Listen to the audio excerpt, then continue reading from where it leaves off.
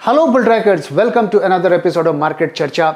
दोस्तों, पिछले कई हफ्तों की तेजी के बाद अब हमें पिछले 2-3 दिनों से मार्केट्स अब प्रेशर में दिख रहे हैं। तो प्रश्न ये उठता है कि क्या मार्केट का टॉप बन गया है? तो इस पे डिटेल में बात करने से पहले आइए पहले थोड़ा समझते हैं कि मार्केट में आखिर क्या हो रहा है। तो आइए मैं आपको मार्केट का डेली चार्ट दिखाता हूं और इसके थ्रू हम समझने की कोशिश करेंगे कि मार्केट्स में क्या हो रहा है। अब देखिए, 1 दिसंबर 2022 को मार्केट ने 18,800 का जो है हाई बनाया और आज के दौर में हम एग्जैक्टली उसी लेवल के आसपास घूम रहे हैं। तो हम इस सिचुएशन को कैसे देखें, तो आइए थोड़ा समझते हैं। दोस्तों, अगर आप निफ्टी के मूवमेंट को फॉलो कर रहे हैं तो देखिए किस तरीके से निफ्टी ऊपर नीचे चल रहा है। एक चढ़ता है, फिर गिरता है, फिर चढ़ता है। और इसके पीछे जो ड्राइविंग फोर्स क्या है, तो कोई फंडामेंटल्स नहीं है, कोई न्यूज़ नहीं है। किसी भी नेगेटिव से नेगेटिव न्यूज़ को मार्केट इग्नोर कर दे रहा है और अच्छे से अच्छे न्यूज़ को भी जो है उस पर रिएक्ट नहीं कर रहा है। तो मार्केट चढ़ रहा है और गिर रहा है, क्यों कर रहा है? उसका सिर्फ एक ही वजह है, वो है FII की पैसे या FII मनी। तो अगर आप देखिए, नवंबर में से पहले अगर आप देखेंगे तो FIIs ने स्ट्रांगली वो बाइंग कर रहे थे इंडियन मार्केट्स में। तो नवंबर के महीने में अगर आप देखिए तो उन्होंने 36,000 करोड़ की जो है बाइंग की। दोस्तों, यहाँ पे शायद लिखने में मुझे गलती हो गई, ये एक्चुअली 36,000 करोड़ है। तो इतनी ज़्यादा उन्होंने नवंबर 2020 में बाइंग की और उसके बाद वो लगातार बाइंग करते रहे और देखिए मार्केट 18,800 यानी कि ऑल टाइम हाई के लेवल पर चला गया। दोस्तों, ध्यान रहे कि इस दौर में जो है इंटरेस्ट रेट्स बढ़ने की खबरें आ रही थी और यूक्रेन के वॉर भी चल रहा था। तो सारी जो ग्लोबल मैक्रोस थे वो मार्केट्स के अगेंस्ट में थे, लेकिन इसके बावजूद भी मार्केट्स ऊपर जाते जा रहे थे। और उसके बाद क्या होता है, देखिए वो स्ट्रांगली सेलर बन जाते हैं, FII स्ट्रांगली सेलर बन जाते हैं। जनवरी के महीने में उन्होंने करीब 41,000 करोड़ की उन्होंने सेलिंग की और उसके बाद फरवरी तक वो लगातार सेलिंग करते गए। और इस दौर में फेड के रेट ऑफ इंटरेस्ट बढ़ने का फेयर मार्केट को था और उसके बाद फरवरी महीने से जो है यूएस में बैंकिंग क्राइसिस की खबरें आने लगी और देखिए मार्केट किस तरीके से पैनिक के मोड में आ गया। लेकिन जब एकदम हाइट ऑफ पैनिक था मिड मार्च के आसपास, उस वक्त क्या होता है, मार्केट्स में FII बायर बन जाते हैं। तो जनवरी में वो नेट सेलर थे, फरवरी में वो नेट सेलर थे, मार्च में वो 2,000 करोड़ की वो बाइंग कर लेते हैं और उसके बाद अप्रैल में 11,000 करोड़ की वो बाइंग कर लेते हैं और फिर लगातार उनका बाइंग का आंकड़ा जो है बढ़ता जाता है। अगर आप मार्च से देखें जून के मिड तक तो उन्होंने करीब 72,000 करोड़ की वो बाइंग कर चुके हैं। हालांकि पिछले 2 दिनों से उनकी सेलिंग की फिगर्स आ रही हैं। कल भी उन्होंने करीब 3,000 करोड़ की सेलिंग की थी, इफ़ आई रिमेंबर करेक्टली, और आज भी करीब 2,000 करोड़ की उन्होंने सेलिंग की है। तो काफ़ी दिनों के बाद उनकी अब सेलिंग की बड़ी बड़ी फिगर्स आ रही हैं। तो पूरा का पूरा जो ये मार्केट है वो FII के पैसे से ही ड्रिवन है। अब ये कौन से FII हैं, क्यों खरीद रहे हैं? क्या वो सेक्टर को रोटेट कर रहे हैं? क्या फ्रेश मनी आ रही है? क्या रशियन FIIs का पैसा आ रहा है और कितना आ रहा है? इस बारे में कुछ कहना मुश्किल है। क्या ये पैसा P नोट्स का है? जैसा कि आपने पढ़ा होगा कि जो फॉरेन का पैसा वो इंडिया में एज एन FII रजिस्टर नहीं कर पाते हैं तो वो P नोट्स के थ्रू जो है इंडियन मार्केट्स में इन्वेस्ट कर सकते हैं। तो क्यों ऐसा हो रहा है कि फंडामेंटल्स को इग्नोर किया जा रहा है, मैक्रोस को इग्नोर किया जा रहा है और मार्केट्स लगातार, हमारे मार्केट्स खास करके ऑल टाइम हाई पर चल रहे हैं? तो ये प्योरली FII का पैसा इसमें आ रहा है। जब तक पैसा आएगा मार्केट ऊपर जाएगा और जब पैसा खत्म हो जाएगा तो मार्केट गिरेगा। जिस दिन वो सेलिंग करने लगेंगे तो मार्केट गिरने लगेगा, जैसा कि हमने पास्ट में देखा और पिछले हम 2-3 दिनों से हम देख रहे हैं।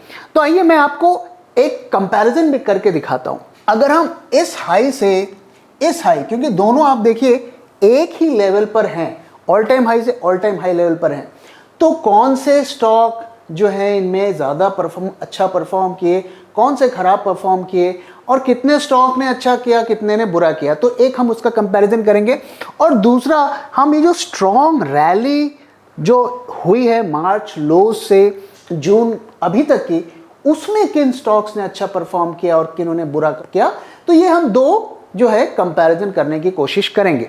तो आइए जरा देखते हैं। तो ये पहला कंपैरिजन है जब पिछली बार मार्केट ने ऑल टाइम हाई लेवल बनाया था 18,800 के लेवल के आसपास, और अब जो बनाया है, तो दोनों के कंपैरिजन करते हैं कि उस वक्त क्या सिचुएशन थी और इस वक्त क्या सिचुएशन है। तो आप देख सकते हैं दोस्तों, 1 दिसंबर 2022 से हमने 16 जून 2023 तक का कंपैरिजन किया, और इसमें हमने जो टॉप स्टॉक्स होते हैं जो एफएनओ के, उनकी ही एक कंपैरिजन की है। उसको इसलिए किया है क्योंकि वो एक तरीके से हमारे इकॉनमी और हमारी कंपनीज के परफॉर्मेंस का बैरोमीटर होता है, क्योंकि उसमें जो है इंडिया की टॉप कंपनीज होती हैं। तो हमें यहाँ पर क्या देखने को मिलता है कि 18,800 दिसंबर में टच किया और जून में किया। तो अगर हम दोनों में कंपेयर करें, स्टॉक प्राइजेस को अगर कंपेयर करें दोनों इंटरवल में, तो हमें क्या देखने को मिलता है कि 76 स्टॉक्स ऐसे थे जिन्होंने जो है नेगेटिव रिटर्न दिया। हालांकि मार्केट उसी लेवल पर पहुंच गया बिल्कुल, लेकिन 76 स्टॉक्स ने आउट ऑफ 190 जो है उन्होंने नेगेटिव रिटर्न दिया, और 112 ने जो है पॉजिटिव रिटर्न दिया। करीब करीब 60% जो है हम कहेंगे कि स्टॉक्स ने पॉजिटिव रिटर्न दिया। और इसमें अगर आप देखिए जो लूजर्स हैं, अगर आप देखिए तो उसमें अदानी, ऑब्वियसली उस टाइम वो हिंडनबर्ग का सब इशू आया था, उसकी वजह से अदानी के स्टॉक्स थे। और जो कंपनी के इश्यूज चल रहे हैं, फॉर एग्जांपल जील का, या फिर आप ABFRL का, जिन जिन कंपनीज में इश्यूज चल रहे हैं, वहां पर हमें दिख रहा है कि किस तरीके से उन्होंने जो है अच्छे खासे लॉसेस यहाँ पे दिखाए हैं। लेकिन यहाँ पर आप देखिए इन्फोसिस भी हमें यहाँ पर दिख रहा है, तो एम्फेसिस भी हमें यहाँ पर दिख रहा है, तो IT के स्टॉक्स भी यहाँ पर हमें दिख रहे हैं। तो क्लियरली वो बता रहा है कि जो IT का जो one of the top stock है इन्फोसिस, वो भी परफॉर्म नहीं कर पा रहा है। तो गेनर्स में अगर आप देखिए तो फिनेंस के काफ़ी स्टॉक हैं, फार्मा के हैं और ऑटो के हैं। तो ये सेक्टर, जैसा कि मैंने आपके साथ पहले भी शेयर किया, कि ये अच्छे इन्होंने परफॉर्म किया। अब आइए एक हम दूसरा कंपैरिजन करते हैं, जो 16 मार्च से, जो कि जबकि हाइट ऑफ बैंकिंग क्राइसिस चल रही थी, वहां से लेकर अभी तक जो है क्या परफॉर्मेंस रहा मार्केट का और स्टॉक्स का। तो आइए थोड़ा देखते हैं। तो अगर हम इस पीरियड को देखें 16 मार्च से जो है अगर 16 जून तक अगर इस पीरियड को देखें, जिसमें हमें शार्प निफ्टी में रैली देखने को मिली, तो जैसा कि मैंने बताया FIIs ने 72,000 करोड़ का पैसा लगाया है, यानी कि फरवरी तक वो नेट सेलर थे, मार्च से थोड़ी थोड़ी उन्होंने बाइंग शुरू की, और उसके बाद से आप देखिए कितनी सारी उन्होंने बाइंग की। और इस दौरान निफ्टी ने करीब जो है 12.50% का रिटर्न दिया, बैंक निफ्टी ने जो है 11.50 का रिटर्न दिया, और दोनों ने ही all time high, bank Nifty ने तो convincingly all time high level को क्रॉस किया, और Nifty all time high level के आसपास अभी भी चल रहा है। अब यहां पर अगर हम देखें तो वाकई में जो टॉप जो स्टॉक्स थे उनमें हमें अच्छी खासी बाइंग देखने को मिली। ऑब्वियसली इतनी बड़ी रैली आपको इतने कम दिनों में देखने को मिली है, तो ज़्यादा स्टॉक्स में बाइंग देखने को मिलना एक स्वाभाविक सी चीज़ है। तो गेनर्स में अगर आप देखिए तो 117 स्टॉक्स आउट ऑफ 190 जो है गेनर रहे, और लूजर सिर्फ 16 रहे। तो वंस अगेन लूजर्स कौन रहे? तो एक तो वो स्टॉक्स रहे जिनमें कंपनी में कुछ इश्यूज चल रहे हैं, लेकिन वंस अगेन आप देखिए इन्फोसिस यहाँ पर आपको दिख रहा है, टेकएम यहाँ पे हमें दिख रहा है, और एम्फेसिस हमें यहाँ पे दिख रहा है। तो ये क्लियरली हमें बता रहा है कि IT सेक्टर में सब कुछ ठीक ठाक नहीं है, क्योंकि इतनी स्ट्रॉन्ग रैली में भी वो नेगेटिव रिटर्न दे रहे हैं। और यहाँ पर स्टॉक्स अगर आप देखिए तो आपको वही जो है बैंकिंग और फाइनेंस के दिखेंगे, फार्मा के दिखेंगे, और बैंकिंग और फाइनेंस में भी अगर देखिए तो NBFCs जो है आपको काफ़ी ज़्यादा जो है गेनर्स में दिखेंगे, ऑटो के स्टॉक्स आपको इसमें दिखेंगे। तो एक और चीज़ मैं आपको बता दूं कि ये जो FIIs ने 72,000 करोड़ रुपीस पंप किए हैं, इसमें आपके ज़्यादातर आपके ऑटो और साथ में बैंकिंग एंड फिनेंस, तो बैंकिंग और फाइनेंस और ऑटो में ही मेजरली एफआईआईज की बाइंग हुई है।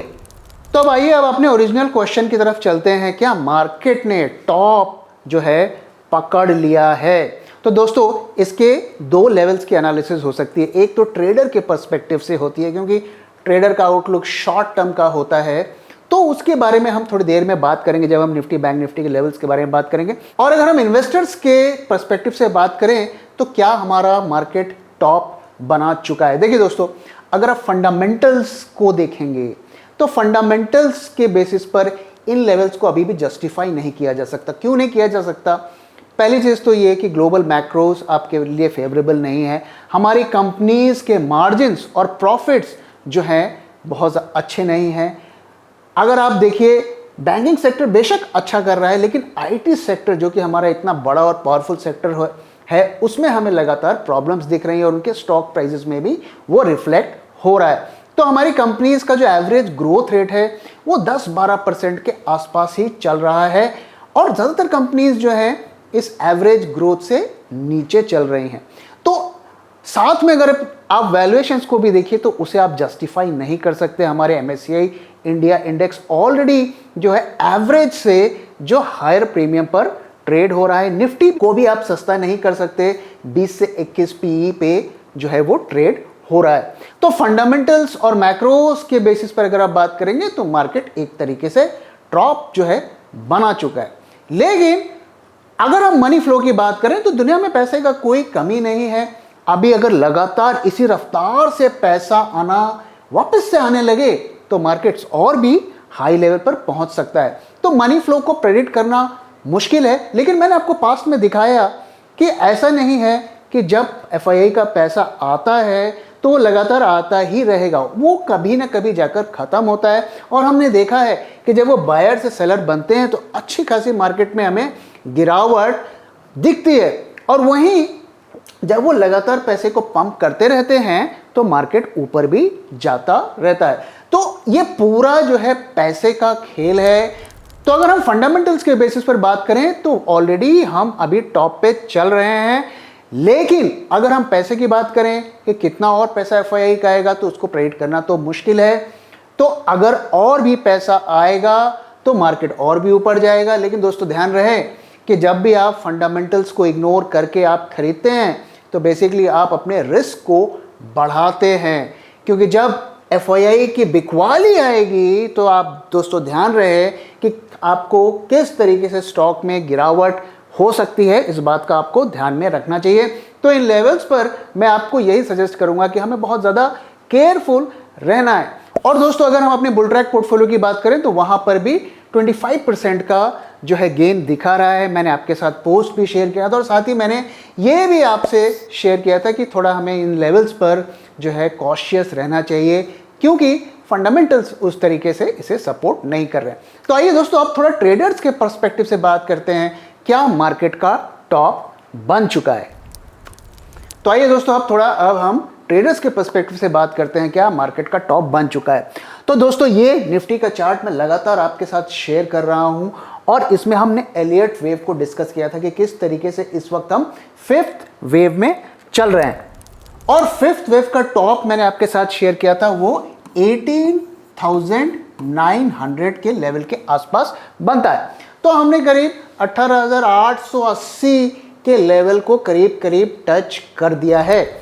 लेकिन मोटा मोटा आप ये मान के चलिए कि हम टॉप पर पहुंच सकते हैं, लेकिन इस इंफॉर्मेशन को यूज करके हम कोई ट्रेड तो नहीं बना सकते। ये जस्ट एक होता है कि हम एग्रेसिवली बुलिश साइड पे पोजीशन बनाएं या उसे अवॉइड करें। तो आइए दोस्तों आप थोड़ा एक ट्रेडर के पर्सपेक्टिव से हम ये बात करते हैं कि क्या मार्केट का टॉप ट्रेडर के लिए बन गया है। तो दोस्तों मैं आपके साथ पिछले कई वीडियोस में एलियट वेव का स्ट्रक्चर शेयर कर रहा हूं, और उसके मुताबिक जो हमारा टॉप बनता था वो था 18,900, और लगभग हम उसी लेवल के आसपास पहुंच गए हैं। तो हम मोटा मोटा ये मान सकते हैं कि हम इस वक्त जो है शॉर्ट टर्म में टॉप हमने बना लिया। अब यहाँ से 150 पॉइंट ऊपर नीचे हो सकता है, लेकिन टॉप बना है या नहीं बना है इसके बेसिस पर हम जो है एक फर्म पोजीशन नहीं बना सकते, अपनी ट्रेड्स नहीं बना सकते। हाँ, हमें एक जनरल आइडिया मिलता है कि क्या हमें एग्रेसिवली बुल साइड पर जाना है या उसे अवॉइड करना है। तो अगर हमें निफ्टी में ट्रेड करना है तो हमें किस लेवल पर करना चाहिए। तो दोस्तों, मैंने आपके साथ पिछले वीडियो में शेयर किया था कि हमें निफ्टी को तब तक शॉर्ट नहीं करना है जब तक कि प्राइस इस चैनल से नीचे आ जाए। तो आज ब्रीफली प्राइस नीचे चैनल पर आई, लेकिन क्लोजिंग बेसिस पर वो सस्टेन नहीं हुई, वापस से वो चैनल के ऊपर चली गई। तो अब एक जब सेकेंड टाइम हम देखेंगे कि प्राइस चैनल से नीचे आता है और सस्टेन करता है, खास करके क्लोजिंग बेसिस पर, तब हम ये कह सकते हैं, एक तरीके से हमें वो कंफर्मेशन देगा कि we have made the top on short term. तो एक तरीके से हमें वो एक कंफर्मेशन देगा कि हमने शॉर्ट टर्म में टॉप बना लिया है। अब अगर हम लेवल्स की बात करें दोस्तों, तो पिछले हफ्ते मैंने आपके साथ जो लेवल शेयर किया था वो था कि हमें 18,781 इस लेवल के ऊपर जो है बुल साइड पर ही रहना है। अगर आपने उस लेवल को फॉलो किया होगा तो आपको करीब 100 पॉइंट्स के आसपास ज़रूर मिले होंगे। अभी भी हम देख सकते हैं कि हम इस लेवल के ऊपर हैं, लेकिन अब जो है थोड़ा हमें बुलिश साइड को अवॉइड करना चाहिए, क्योंकि मल्टीपल इंडिकेटर्स हमें शॉर्ट टर्म की ट्रेडिंग के लिए इंडिकेट कर रहे हैं कि अभी थोड़ा सा नीचे की तरफ का प्रेशर ज़्यादा रहेगा। और दोस्तों, जब कोई भी मेजर जो ट्रेंड होता है, जब चेंज होता है, तो ऐसा नहीं होता है कि एक बार वो चढ़ता है और डायरेक्टली वो गिरना शुरू हो जाता है। कुछ दिनों तक हमें वॉलेटिलिटी पहले देखने को मिलती है, जैसा कि हमें आजकल देखने को मिल रही है। अगर आप पिछले एक हफ्ते से देखिए तो कभी रेड कैंडल, कभी ग्रीन कैंडल, तो ये वॉलेटिलिटी भी एक इंडिकेटर होती है कि ट्रेंड अब चेंज हो रहा है। तो दोस्तों, अगर निफ्टी में हमें शॉर्ट पोजीशन बनानी है तो हमारा जो लेवल होगा वो होगा 18,676। तो इस लेवल से अभी हम ऊपर हैं, तो अभी हमें थोड़ा वेट एंड वॉच मोड में रहना चाहिए और इमीडिएटली शॉर्ट नहीं करना चाहिए। जब ये लेवल क्रॉस होता है तभी फिर हमें नीचे का डायरेक्शन लेना है। ऊपर के लेवल को मैं फिलहाल 1-2 दिन अवॉइड करूंगा और मैं देखूंगा कि ट्रेंड जो है इस लेवल पर सस्टेन हो रहा है या नहीं हो रहा है। लेकिन इसके बावजूद भी अगर मुझे लॉन्ग साइड का ट्रेड लेना ही लेना है तो मेरा जो लेवल होगा वो 18,860, इसके ऊपर ही मैं लॉन्ग साइड के ट्रेड खोलूंगा अगर मुझे खोलना हो। लेकिन मेरी सलाह रहेगी कि इस वक्त अगले 2-3 दिनों तक हमें थोड़ा अवॉइड करना चाहिए लॉन्ग साइड को और शॉर्ट साइड की तरफ ही ट्रेड को देखना चाहिए। अगर हमें अपने लेवल मिलता है तभी हमें जो है शॉर्ट साइड्स के ट्रेड को लेना चाहिए। और शॉर्ट साइड का ट्रेड वंस अगेन दोस्तों हमें तभी लेना है जब प्राइस चैनल के नीचे क्लोज होती है। हमें हड़बड़ी नहीं करना चाहिए निफ्टी को शॉर्ट करने के लिए, क्योंकि हम जो वोलेटिलिटी देख रहे हैं वो ट्रेडर के लिए जो है उसके अगेंस्ट में काम करेगी। अब आइए दोस्तों बैंक निफ्टी की बात करते हैं। तो बैंक निफ्टी में मैंने आपके साथ क्या शेयर किया था कि हमें, एक तो मैंने आपके साथ शेयर किया था कि ये हमें डायमंड पैटर्न दिखा रहा है, जो कि ऊपर के लेवल पर जब बनता है तो ये एक बेरिश पैटर्न होता है। और आप देखिए जैसे ही प्राइस उससे बाहर आया तो हमें अच्छी खासी गिरावट देखने को मिली। और पिछले वीडियो में मैंने जो बैंक निफ्टी के शॉर्ट का लेवल शेयर किया था वो था 43,711। इसके नीचे हमें शॉर्ट साइड पर रहना है। अगर हमने इस लेवल को फॉलो किया तो हमें करीब 43,350 करीब जो है 300-350 पॉइंट हमें ज़रूर मिले होंगे। अभी हम इस लेवल से ऊपर पहुंच गए हैं 43,766।